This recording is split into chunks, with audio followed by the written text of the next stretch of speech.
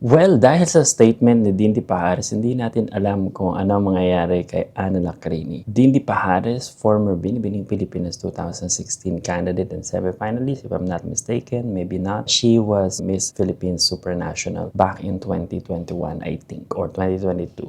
Just correct me if I'm wrong. But yeah, so she gave a statement during the Ana Lacrini's press conference na ginanap sa Philippines. Isang statement na nag-set ng fire against fans ni Ana Lacrini, Ana Valencia Lacrini, at ni Tara Valencia. Ito lang naman ang sabi ni Dindy Pajares. I think that Tara Valencia will have a hard time or mahihirapan si Tara Valencia kay Ana Lacrini. Hello guys, this is Roderick Cruzabala. Let's talk about beauty pageant. Hello guys, welcome back to my channel. This is Roderick Cruzabala. In today's video, pag-usapan nga natin hot seat na hot seat. Mainit na mainit pa hot seat si Dindy Pajares dahil sa kanyang statement during the press conference or parang press presentation or media, something.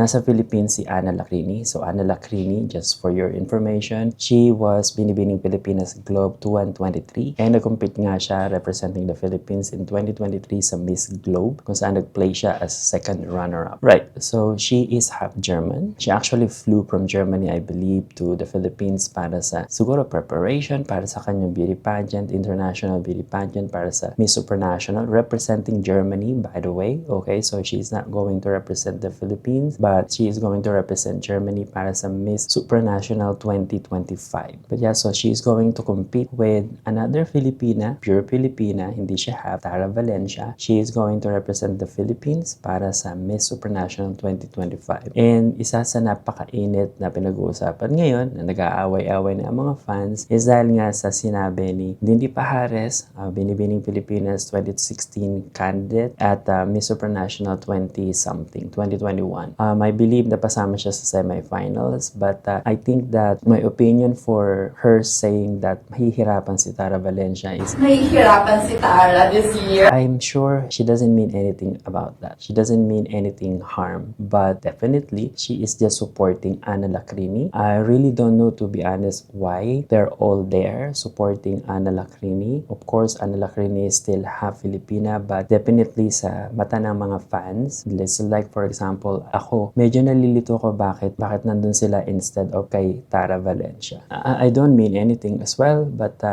syempre, half Filipina naman si Ana Lacrini. But the main point is that yung sinabi ni Dindy Pajares na mahihirapan nga si Tara Valencia dahil nandun si Ana Lacrini. Okay, may napatunayan na si Ana Lacrini. She was second runner-up nga sa Miss Globe 2023. While Tara Valencia is newbie talaga, wala pa siyang nasalihang international pageant. But it's not uplifting. It's not something na pwede mong sabihin na constructive. Kasi the way na sinabi niya na mahihirapan si Tara Valencia is parang end point na mahihirapan talaga kasi magaling si Ana Valencia. Which I really don't know. So yun nga, yung maraming lumalabas ngayon na hindi daw mahihirapan si Tara Valencia dahil siya yung striking, mas striking yung facial feature niya, mas magaling siya, mas maganda siya, etc. So, ang nangyari dyan ngayon is maraming nagalit kay Dindy Pajares at marami ngayon nag-aaway-away dahil yung fans ni Tara Valencia at ni Ana Lacrini ay nag-aaway-aaway nga dahil doon. So, marami nagsasabi na hindi daw mahihirapan, but then definitely ang mabibigay ko lang na advice or comment about that is sana nag-iingat talaga ang mga ganitong klase na tao. Especially nasa public ka, di ba? So, syempre, isa kang beauty queen,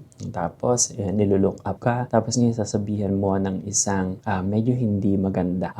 It's challenging. It's actually not really bad na sinabi niyang matatalo. Hindi naman niya sinabing matatalo. Ang sabi lang niya is mahihirapan. It is actually challenging para kay Tara Valencia to prove Dindy wrong.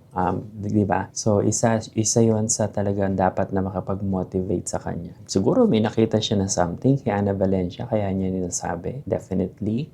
During the press presentation or parang conference ni Ana Lacrini, andun ang mga former Miss Philippines Supranational, si Pauline Amelinx, andun din si Miss Supranational Japan, andun din yung 2024 Miss Supranational Philippines na mula sa Bulacan. At yun nga, si Dindy Pajares at ang mga media. So, So, the end point is that medyo pangit yung sabihin mo sa public na mahihirapan dahil syempre talagang magkukos yun ng fire na mag-away-away yung mga fans, which I think it's gonna be disadvantage para sa kay Ana Lacrini. Okay, sabihin na natin na mas advantage yun kay Tara Valencia kasi syempre majority of the Filipinos talaga magsusupport siya sa pure Pinay. Okay, especially alam naman natin na hindi nga siya pure si Ana Lacrini. But it doesn't mean na talaga hindi susupport ng Pilipinas ang si Ana Valencia. But still, pangit na sabihin na mahihirapan si Tara Valencia dahil talagang magkukos talaga. And which nagkos na nga talaga ng apoy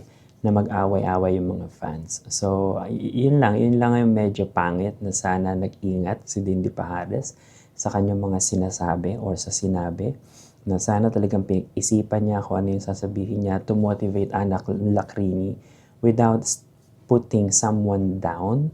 Kasi kahit hindi niya sinabi direct na matatalo ni Ana Lacrini si Tara Valencia, yun yung parang dating sa mga fans, di ba? Kahit ako, yun yung dating sa akin na parang ginawan mo na ng parang negativity yung isang tao para lang ma-uplift yung isang tao, which is in-uplift niya si Ana Valencia and sinabi niya in public na matatalo or mahihirapan si Tara Valencia.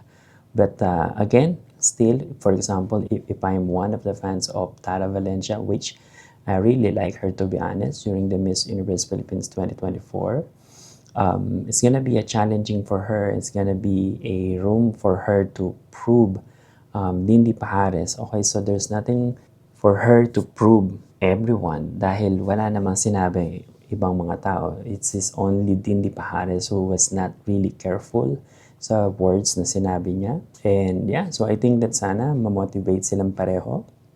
And at the end of the day, sana magulat pa nga tayo na sila maging roommate, si Ana Valencia at si Tara Valencia. So yeah, so let's just wait for the competition and I just really hope na sana pareho silang mag-excel dahil they're both carrying still Filipino blood. Okay, pure Filipina, Tara Valencia, but half Filipina, Ana Valencia.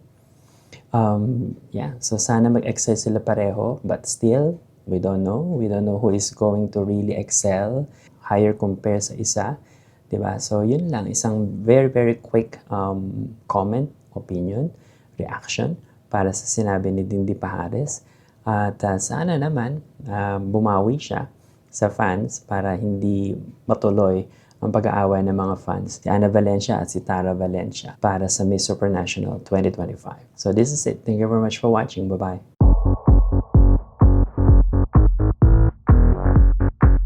Hello guys, this is Roderick Cruzobala. Let's talk about beauty pageant. She is amazing. Her qualities and beauty, wow. This is Roderick Cruzobala. Thank you for watching.